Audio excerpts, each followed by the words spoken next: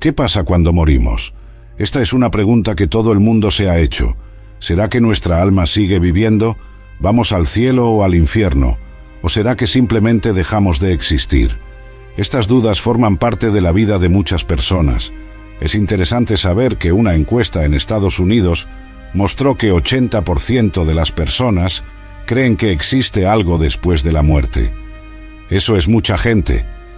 Algunas personas piensan que el alma va a un lugar llamado purgatorio antes de ir al cielo. Otras creen que vamos a renacer en otro cuerpo. Y hay quienes creen que vamos a dormir hasta que Jesús vuelva. Como puedes ver, hay muchas ideas diferentes sobre lo que pasa después de que morimos. Pero ¿y si te dijera que la Biblia tiene respuestas para estas preguntas? En el video de hoy voy a contar 5 cosas sobre la muerte que pueden sorprenderte.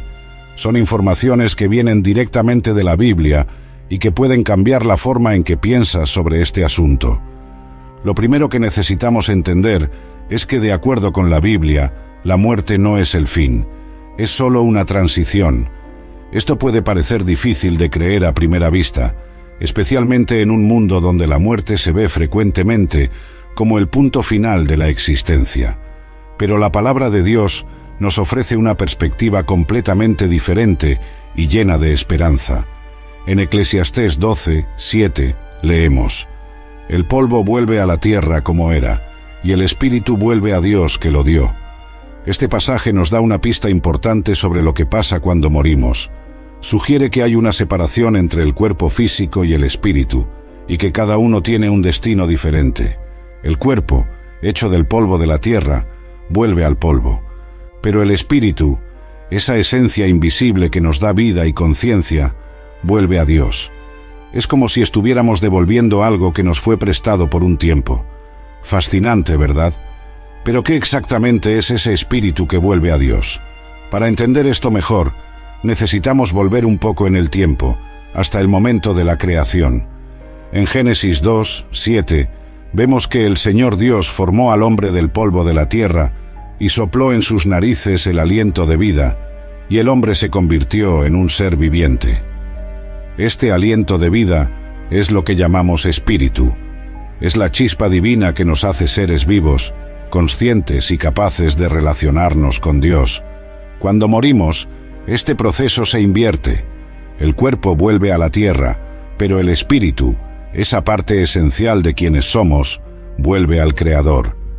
Ahora debes estar preguntándote, ¿y después? ¿Qué pasa con ese espíritu que volvió a Dios? Bueno, aquí es donde las cosas se ponen aún más interesantes. La Biblia nos da algunas pistas sobre esto, y son simplemente increíbles. En 2 Corintios 5:8, el apóstol Pablo nos dice algo sorprendente. Él afirma que prefiere estar ausente del cuerpo y presente con el Señor. Esta declaración es profunda y llena de significado. Sugiere que, para los que creen en Jesús, hay una continuidad inmediata de la conciencia después de la muerte. ¿No es increíble? La idea de que podemos estar en la presencia de Dios inmediatamente después de dejar esta vida es algo que trae mucha esperanza y consuelo. Esto significa que la muerte, para el cristiano, no es un salto en la oscuridad o un buceo en lo desconocido. Es, en realidad, un paso hacia la presencia inmediata de Dios. Imagina esto. En el momento en que cerramos los ojos en esta vida, los abrimos en la presencia del Creador del universo. Es una perspectiva que cambia completamente la forma en que enfrentamos la muerte. Deja de ser algo temible para convertirse en una puerta de entrada a una realidad mucho más gloriosa. Claro, esto no significa que no sentiremos tristeza por la pérdida de seres queridos o que la muerte pierde toda su seriedad. La Biblia reconoce que la muerte es un enemigo, el último enemigo a ser vencido. 1 Corintios 15:26. Pero para aquellos que están en Cristo, ha perdido su poder de causar miedo y desesperación. Pero espera, hay más. Jesús mismo nos dio una visión de lo que pasa después de la muerte en la famosa parábola del rico y Lázaro, encontrada en Lucas 16:19 al 31. Esta historia nos ofrece una ventana fascinante al más allá. En ella, vemos que hay una separación inmediata entre los justos y los injustos después de la muerte. Lázaro, el hombre pobre y justo, es llevado al seno de Abraham, un lugar de consuelo y paz. Por otro lado, el hombre rico, que vivió de forma egoísta e indiferente al sufrimiento de los demás, se encuentra en un lugar de tormento. Es importante notar que esta parábola no debe tomarse literalmente en todos sus detalles. Jesús frecuentemente usaba historias e imágenes familiares a su audiencia para transmitir verdades espirituales profundas. Sin embargo, esta parábola nos da una idea clara de algunas verdades importantes. Primero, que hay una continuidad de la conciencia después de la muerte. Segundo, que nuestras elecciones en esta vida tienen consecuencias eternas. Y tercero, que hay una separación entre los justos y los injustos en el más allá. Estas verdades son confirmadas en otras partes de la Escritura y forman la base de la comprensión cristiana sobre lo que pasa después de la muerte. Nos recuerdan la importancia de vivir nuestra vida terrenal con los ojos puestos en la eternidad, haciendo elecciones que agraden a Dios y beneficien a los demás.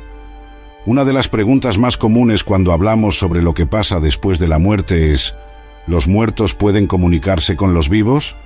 Es una pregunta natural, ¿verdad?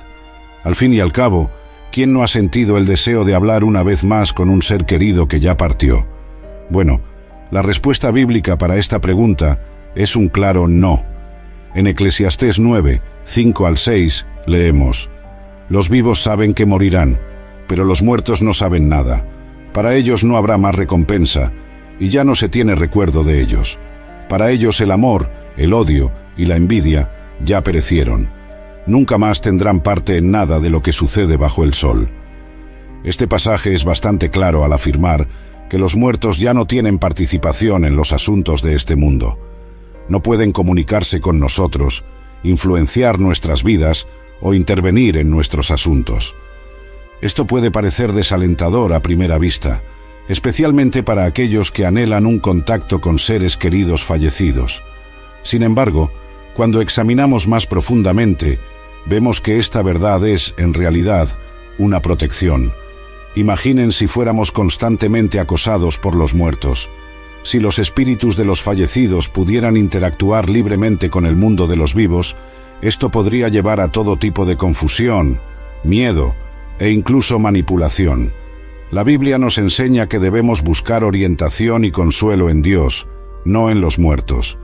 En Isaías 8:19 leemos: «Cuando os digan, consultad a los médiums y a los adivinos, que murmuran y susurran, responded, ¿acaso no consultará un pueblo a su Dios?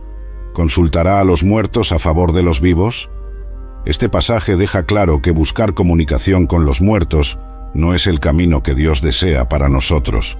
En lugar de eso, somos llamados a confiar en Él y buscar su orientación para nuestras vidas.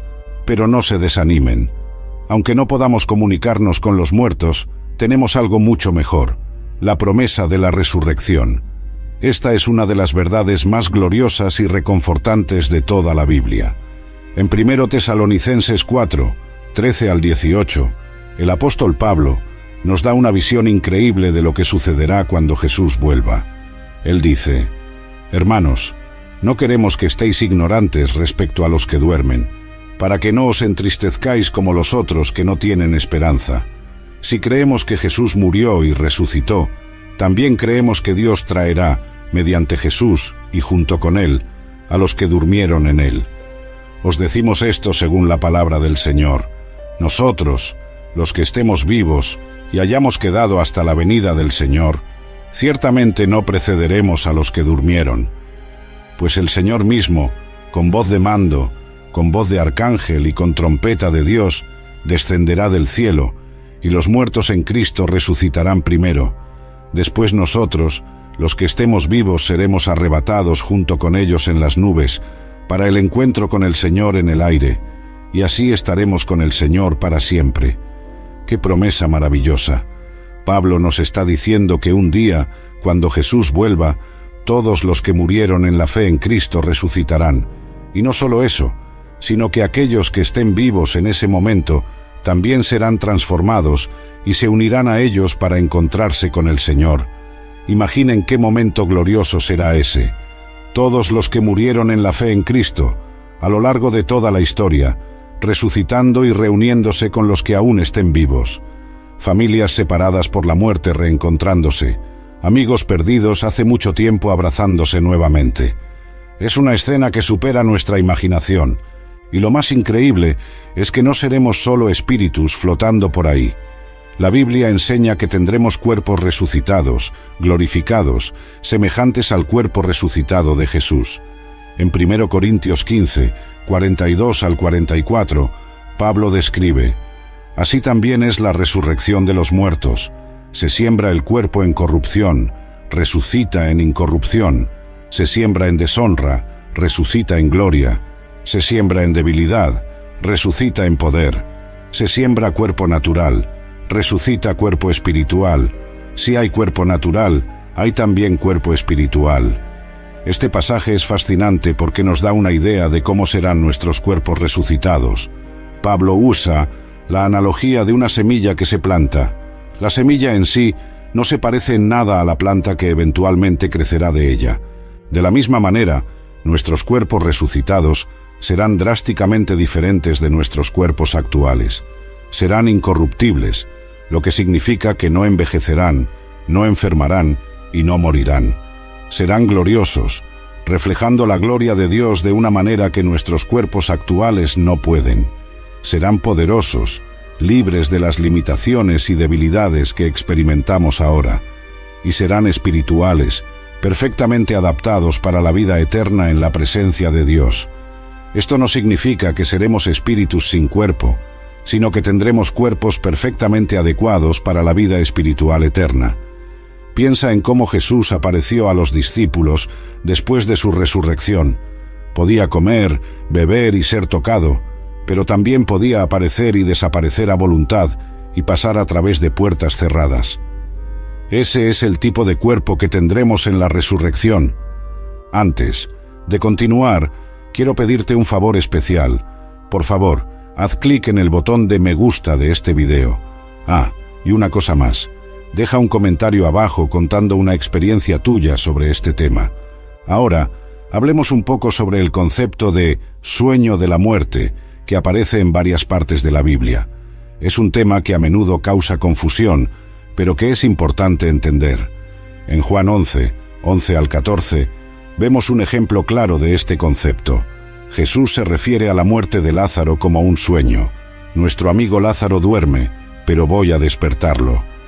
Los discípulos no entendieron inicialmente, pensando que Jesús hablaba de un sueño literal. Entonces Jesús explicó claramente: Lázaro ha muerto. Esta metáfora del sueño para la muerte se usa varias veces en el Nuevo Testamento. Por ejemplo, en 1 Tesalonicenses 4:13, Pablo se refiere a los muertos como los que duermen. En Hechos 7:60 leemos que Esteban, el primer mártir cristiano, durmió al ser apedreado hasta la muerte.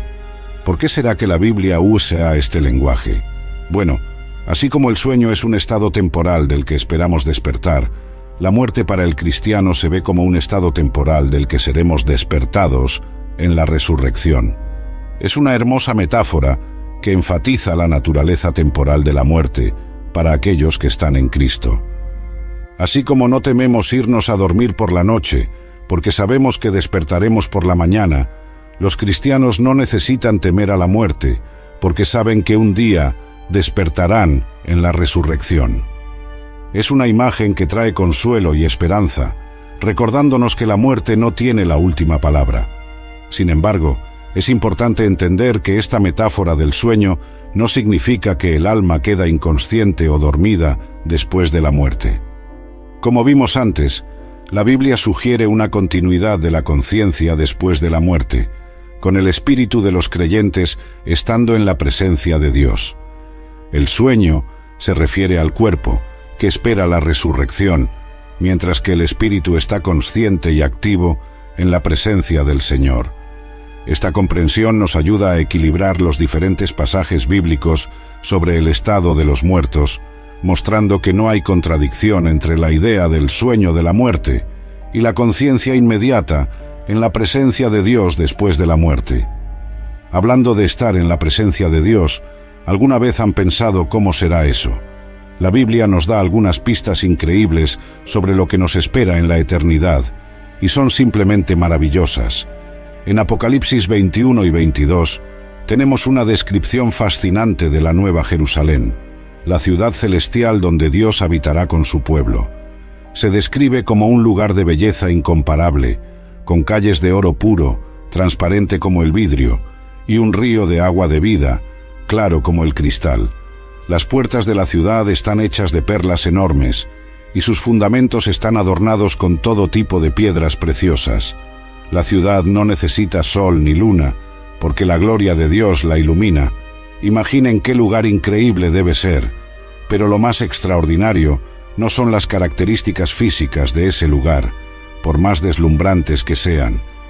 Lo que realmente hace especial ese lugar es lo que pasa allí. Apocalipsis 21, 3-4 nos dice: «He aquí el tabernáculo de Dios está con los hombres, pues con ellos habitará, y ellos serán su pueblo, y Dios mismo estará con ellos. Enjugará toda lágrima de sus ojos. No habrá más muerte, ni tristeza, ni llanto, ni dolor, porque la antigua orden ya pasó». ¿Pueden imaginar un lugar así? Un lugar donde todo sufrimiento, todo dolor, toda tristeza, simplemente dejan de existir, donde no hay más despedidas dolorosas, ni corazones rotos, ni lágrimas de angustia.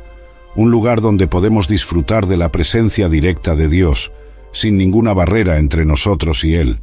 Es difícil para nuestras mentes limitadas comprender plenamente cómo será esa realidad, pero sabemos que será algo más allá de todo lo que hemos experimentado o imaginado. Y hay más. En 1 Corintios 2, 9, Pablo cita a Isaías diciendo: «Ningún ojo vio, ningún oído oyó, ninguna mente imaginó lo que Dios ha preparado para los que lo aman». Este pasaje es fascinante, porque nos dice que, por más maravilloso que podamos imaginar que sea estar en la presencia de Dios, la realidad será aún más increíble. Esto significa que todas las descripciones bíblicas del cielo, por más gloriosas que sean, son solo una sombra pálida de la realidad que nos espera. Es como si Dios nos estuviera diciendo: ¿piensan que esto es bueno? Esperen hasta ver lo que realmente he preparado para ustedes. Esto nos llena de una expectativa increíble, ¿verdad? Saber que, no importa cuán maravillosa sea nuestra imaginación sobre la eternidad con Dios, la realidad superará todas nuestras expectativas. Esta promesa nos da fuerza para enfrentar las dificultades de esta vida, sabiendo que son temporales y que algo incomparablemente mejor nos espera. Como dice Pablo en Romanos 8, 18, considero que nuestros sufrimientos actuales no pueden compararse con la gloria que será revelada en nosotros. Esta perspectiva eterna cambia completamente la forma en que enfrentamos nuestra vida aquí y ahora. Nos recuerda que somos peregrinos en este mundo, caminando hacia un hogar eterno que supera todo lo que hemos conocido o imaginado. ¿Y qué hay de aquellos que rechazan a Dios? Bueno, la Biblia también habla sobre eso, y es un tema serio que necesitamos abordar con cuidado y compasión. En Apocalipsis 20, 11-15, leemos sobre el juicio final, donde todos serán juzgados de acuerdo con lo que hicieron. El texto dice: «Vi un gran trono blanco, y al que estaba sentado en él.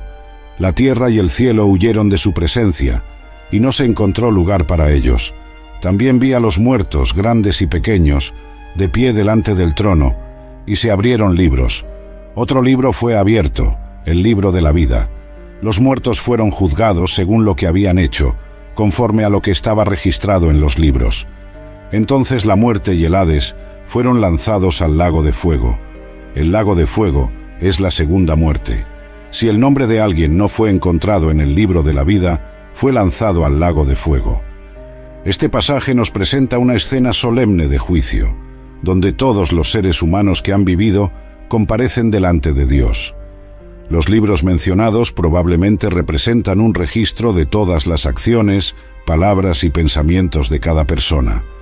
El libro de la vida, por otro lado, contiene los nombres de aquellos que fueron salvos por la gracia de Dios a través de la fe en Jesucristo. Aquellos cuyos nombres no están escritos en el libro de la vida enfrentan lo que la Biblia llama segunda muerte, que se describe como el lago de fuego. Esta imagen del lago de fuego se usa en la Biblia para representar la separación eterna de Dios, que es la fuente de toda vida, amor y bondad. Es un destino terrible, que la Biblia describe en términos de sufrimiento y angustia eternos. Es importante entender que Dios no desea esto para nadie. En 2 Pedro 3, 9, leemos que el Señor no quiere que nadie perezca, sino que todos lleguen al arrepentimiento. Dios ama profundamente a cada ser humano y desea que todos sean salvos. Es por eso que Jesús vino al mundo y murió por nosotros. Él abrió el camino para que todos puedan tener vida eterna, como dice Juan 3, 16 a 17, porque Dios tanto amó al mundo que dio a su Hijo unigénito, para que todo el que en Él crea no perezca, sino que tenga vida eterna.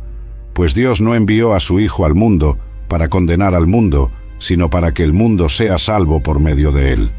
Este pasaje nos muestra el corazón de Dios para con la humanidad. Él no quiere condenar a nadie, sino salvar a todos. Sin embargo, Dios también respeta nuestra libertad de elección. Él no fuerza a nadie a aceptarlo o amarlo. Aquellos que persistentemente rechazan el amor y la gracia de Dios, que eligen vivir sus vidas separados de Él, terminan recibiendo lo que eligieron, una eternidad separados de Dios. C.S. Lewis, el famoso autor cristiano, una vez dijo que al final habrá solo dos tipos de personas: aquellas que le dicen a Dios, hágase tu voluntad, y aquellas a quienes Dios dice, tristemente, hágase tu voluntad. El infierno, en ese sentido, es la terrible realidad de obtener exactamente lo que se eligió, la vida sin Dios. Es por eso que el mensaje del Evangelio es tan urgente e importante. Ofrece a todos la oportunidad de elegir la vida, el amor y la eternidad con Dios. Esto nos lleva a una pregunta crucial: ¿cómo podemos estar seguros de que estaremos con Dios después de la muerte? ¿Cómo podemos garantizar que nuestros nombres están escritos en el libro de la vida?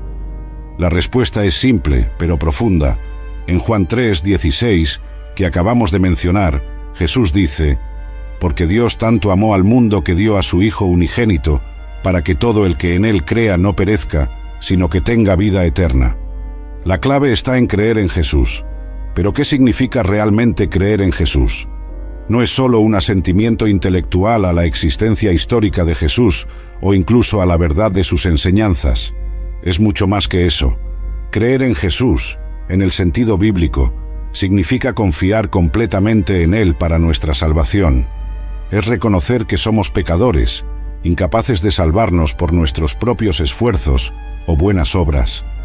Es entender que Jesús, el Hijo de Dios sin pecado, murió en nuestro lugar, pagando la penalidad por nuestros pecados, y es aceptar ese sacrificio como suficiente para nuestra salvación, confiando solo en Él y no en nuestras propias obras o méritos. Además, creer en Jesús implica una entrega completa de nuestra vida a Él. Es confiar en Él no solo como nuestro Salvador, sino también como nuestro Señor, permitiendo que Él transforme nuestra vida desde adentro hacia afuera. Como dice Pablo en 2 Corintios 5, 17, si alguno está en Cristo, es una nueva creación, las cosas viejas ya pasaron, he aquí que han surgido cosas nuevas. Cuando realmente creemos en Jesús, nuestra vida cambia. Comenzamos a vivir no más para nosotros mismos, sino para aquel que murió por nosotros y resucitó. Romanos 10, 9 a 10, explica esto de forma clara. Si confiesas con tu boca que Jesús es el Señor y crees en tu corazón que Dios lo resucitó de entre los muertos, serás salvo. Pues con el corazón se cree para justicia, y con la boca se confiesa para salvación. Este pasaje nos muestra que la salvación implica tanto una creencia interna como una confesión externa. Con el corazón, creemos en la verdad del Evangelio, que Jesús es el Hijo de Dios, que murió por nuestros pecados y resucitó, venciendo la muerte. Con la boca, confesamos públicamente nuestra fe, declarando que Jesús es el Señor de nuestras vidas. Esta confesión no es solo una declaración verbal, sino un compromiso de vivir bajo la autoridad de Jesús, siguiendo sus enseñanzas y buscando hacer su voluntad en todas las áreas de nuestra vida. Es importante notar que esta salvación es un don gratuito de Dios. no algo que podamos ganar o merecer. Como dice Pablo en Efesios 2, 8-9, porque por gracia sois salvos, por medio de la fe, y esto no de vosotros, pues es don de Dios, no por obras, para que nadie se gloríe. Esto significa que no importa cuán pecaminosa haya sido nuestra vida pasada, o cuán inadecuados nos sintamos, la gracia de Dios es suficiente para salvarnos si ponemos nuestra fe en Jesús. No son nuestras buenas obras las que nos salvan, sino la obra completa de Cristo en la cruz. Nuestras buenas obras son el resultado de nuestra salvación, no la causa de ella. Ahora podrías estar preguntándote, ¿y qué pasa con las personas que vivieron antes de Jesús o aquellas que nunca han oído hablar de Él? ¿Cómo pueden ser salvas? Esta es una pregunta importante y compleja que muchos se han hecho a lo largo de los siglos. La Biblia no nos da una respuesta detallada para todos los escenarios posibles, pero nos ofrece algunos principios importantes. Primero, debemos recordar que Dios es justo y misericordioso. Como dijo Abraham en Génesis 18:25, no hará justicia el juez de toda la tierra.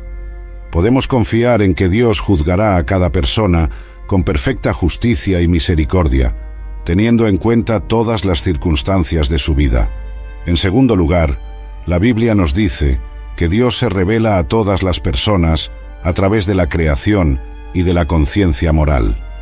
Romanos 1:20 dice, porque desde la creación del mundo, los atributos invisibles de Dios, su eterno poder y su naturaleza divina, se han visto claramente, siendo comprendidos por medio de las cosas creadas, de modo que los hombres no tienen excusa. Y Romanos 2:14-15 habla de los gentiles que, incluso sin la ley de Moisés, muestran que las exigencias de la ley están escritas en su corazón. Esto sugiere que todas las personas tienen algún conocimiento de Dios y de su ley moral, incluso si no han oído el Evangelio explícitamente. En tercer lugar, vemos en la Biblia ejemplos de personas que fueron consideradas justas por Dios antes de la venida de Jesús, como Abraham, que creyó en el Señor y esto le fue contado por justicia. Génesis 15:6. Esto sugiere que la fe siempre ha sido el medio de salvación, incluso antes de la revelación completa en Jesucristo. Las personas en el Antiguo Testamento eran salvas mirando hacia adelante, al Mesías que vendría, así como nosotros somos salvos mirando hacia atrás, al Cristo que vino. Sin embargo, es importante notar que, ahora que Jesús ha venido y el Evangelio ha sido revelado, somos llamados a compartir esta buena noticia con todo el mundo. Jesús dio la gran comisión a sus discípulos en Mateo 28, 19-20. Por tanto, id y haced discípulos a todas las naciones, bautizándolos en el nombre del Padre y del Hijo y del Espíritu Santo, enseñándoles a obedecer todo lo que os he mandado. Y he aquí, yo estoy con vosotros todos los días, hasta el fin del mundo. Esta comisión sigue siendo válida para nosotros hoy. Tenemos la responsabilidad de compartir el Evangelio con aquellos que aún no lo han oído, para que todos tengan la oportunidad de conocer a Jesús y poner su fe en Él. Esto no significa que debamos juzgar o condenar a aquellos que no han tenido la oportunidad de escuchar el Evangelio. Por el contrario, debemos ser motivados por el amor y la compasión para llevar el mensaje de salvación a todos los rincones del mundo. Como dice Pablo en Romanos 10, 14-15, ¿cómo pues invocarán a aquel en quien no han creído? ¿Y cómo creerán en aquel de quien no han oído? ¿Y cómo oirán si no hay quien les predique? ¿Y cómo predicarán si no son enviados? Como está escrito, cuán hermosos son los pies de los que anuncian buenas nuevas. Cada uno de nosotros tiene un papel que desempeñar en esta misión, ya sea yendo personalmente a otras culturas como misioneros, apoyando a aquellos que van, o compartiendo el Evangelio con nuestros vecinos, compañeros de trabajo y familiares. Cada persona que encontramos es una oportunidad para mostrar el amor de Dios y compartir el mensaje de salvación en Jesucristo. Y cuando hacemos esto, no solo estamos cumpliendo con un deber, sino que estamos participando en la mayor historia de todos los tiempos, la historia de la redención de Dios para la humanidad, Es un privilegio increíble ser parte de este plan divino, ser embajadores de Cristo en este mundo, como nos llama Pablo en 2 Corintios 5, 20. Cada vez que compartimos el Evangelio, estamos ofreciendo a las personas la oportunidad de encontrar la vida eterna y escapar del juicio venidero. Es literalmente una cuestión de vida o muerte eterna, y no hay misión más importante o urgente que esta. Ahora, volvamos por un momento a la cuestión de la resurrección, porque es un tema tan importante y central para la fe cristiana. La resurrección de Jesús no es solo un evento histórico que ocurrió hace 2000 años. Es el fundamento de nuestra esperanza para el futuro. En 1 Corintios 15, 20 a 23, Pablo explica: «Pero de hecho, Cristo ha resucitado de entre los muertos, siendo las primicias de los que durmieron. Porque la muerte vino por un hombre, también la resurrección de los muertos vino por un hombre. Pues así como en Adán todos mueren, en Cristo todos serán vivificados, pero cada uno en su debido orden. Cristo, las primicias. Luego, cuando Él venga, los que son de Cristo». Este pasaje está lleno de significado. Pablo nos dice que la resurrección de Jesús no fue un evento aislado, sino el comienzo de algo nuevo.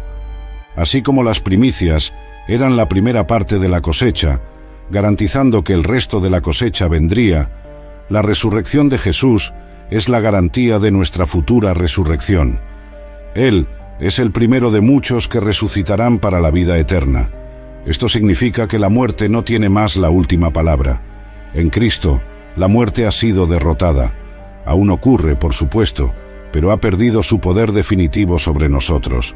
Como dice Pablo más adelante en el mismo capítulo, versículos 54 a 55, «Cuando lo corruptible se vista de incorrupción y lo mortal se vista de inmortalidad, entonces se cumplirá la palabra que está escrita. La muerte ha sido devorada por la victoria. ¿Dónde está, oh muerte, tu victoria? ¿Dónde está, oh muerte, tu aguijón?» Esta verdad de la resurrección lo cambia todo. Cambia la forma en que vivimos, cómo enfrentamos las dificultades, cómo enfrentamos la muerte, porque sabemos que este mundo no es todo lo que existe.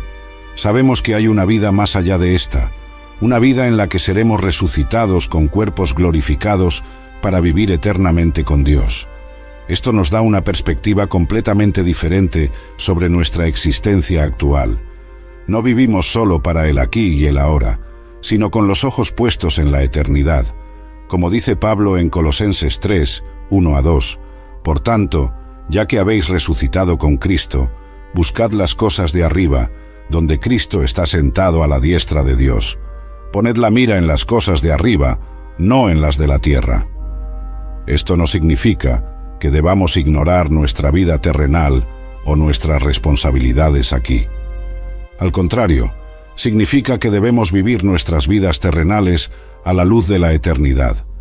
Cada elección que hacemos, cada acción que tomamos, tiene un significado eterno.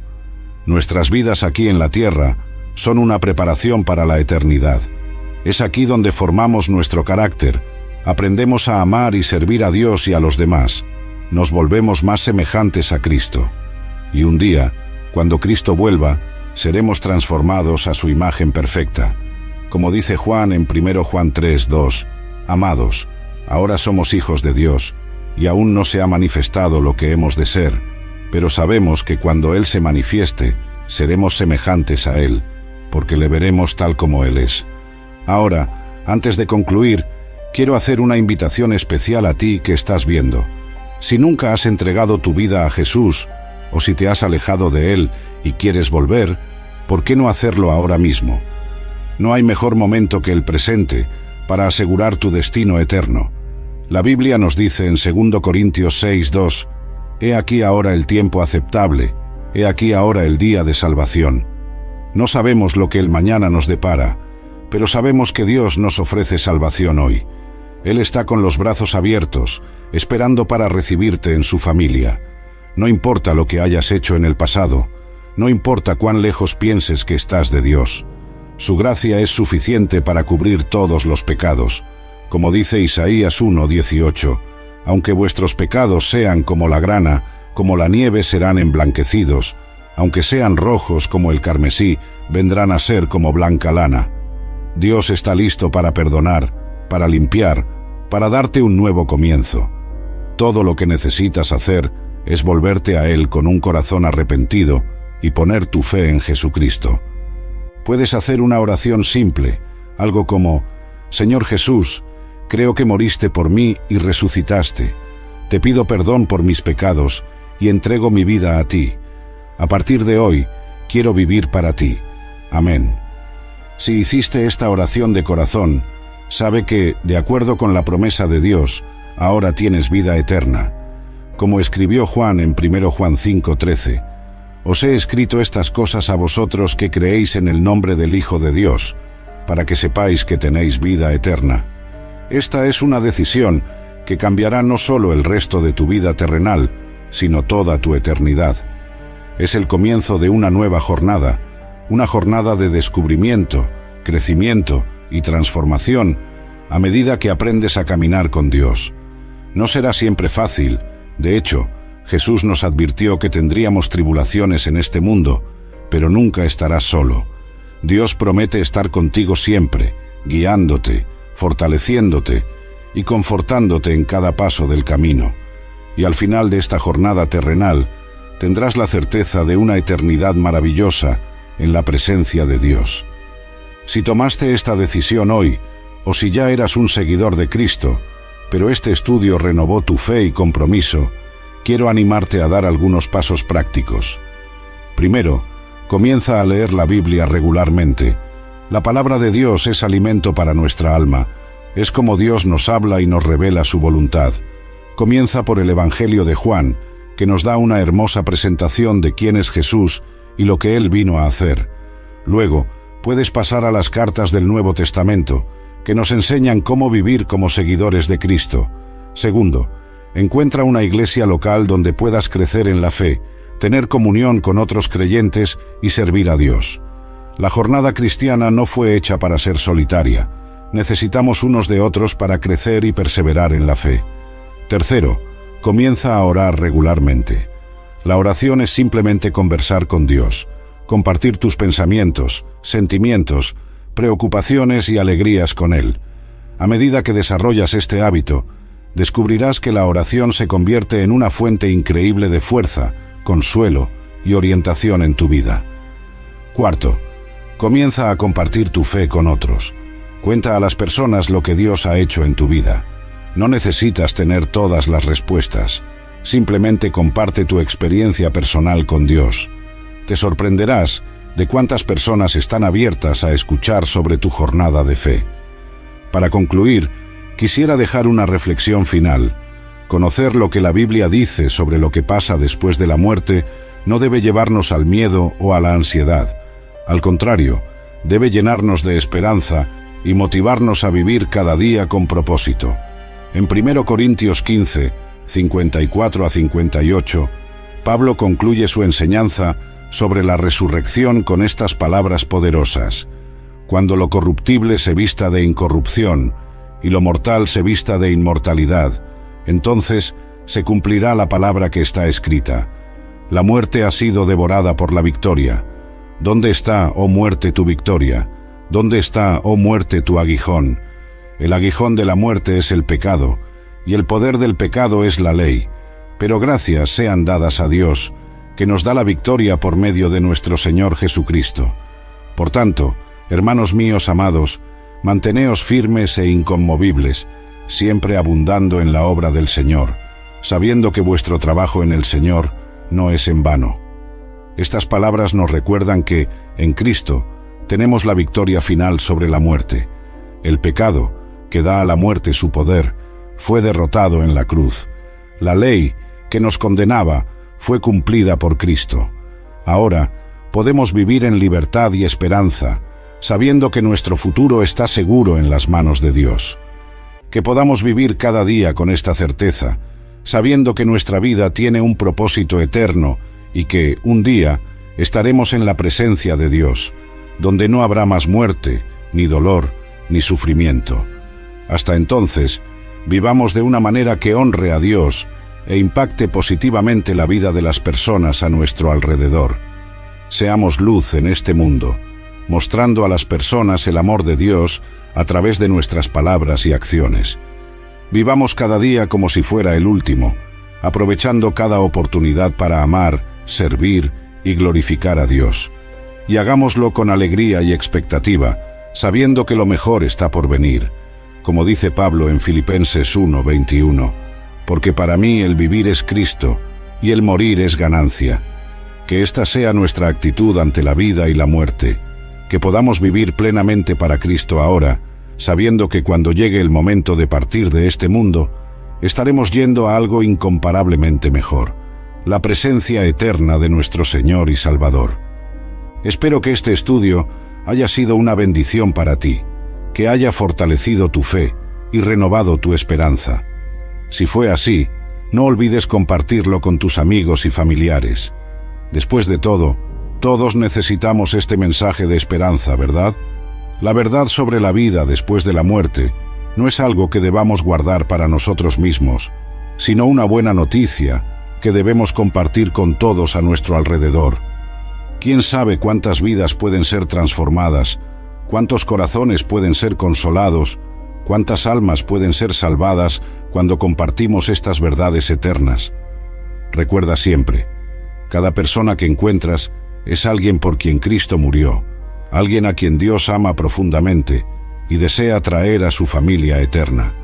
Que podamos ser instrumentos en las manos de Dios para llevar su luz y su amor a un mundo que tanto necesita esperanza. Que Dios bendiga ricamente la vida de cada uno de ustedes y que Él nos use poderosamente para expandir su reino hasta el día en que Cristo vuelva. Hasta entonces, vivamos cada día a la luz de la eternidad, con los ojos fijos en Jesús, el autor y consumador de nuestra fe. Nos vemos en el próximo video. Que la gracia y la paz de nuestro Señor Jesucristo estén con todos ustedes.